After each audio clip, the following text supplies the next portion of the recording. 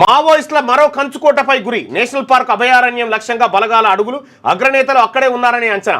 ఎదురుకాల్పుల్లో Maoist party ప్రధాన కార్యదర్శి Nambala Keshavarao alias Baswaraj మృతి చెందిన అనంతరం కేంద్ర బలగాలు మరో కీలక ప్రాంతాన్ని లక్ష్యంగా ఎంచుకున్నట్టు తెలుస్తోంది.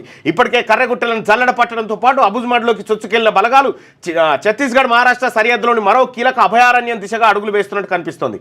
ఆ రెండు రాష్ట్రాలను విడదీసే ఇంద్రావతి నదిని ఆనుకొని ఉన్న నేషనల్ పార్క్ అడవులను జల్లెడ పట్టడంపై దృష్టి సారించారంటూ వస్తున్న వార్తలు మావోయిస్టులో కలకలం రేపుతున్నాయి. మావోయిస్టులకు మరో రహస్య స్థావరంగా ఉన్న నేషనల్ పార్క్ అభయారణ్యంలో పార్టీ అగ్రనేతలు తలదాచుకొని ఉన్నారన్న అంచనాతో కేంద్ర సాయుధ బలగాలు సమాయత్తమైనట్టుగా తెలుస్తోంది.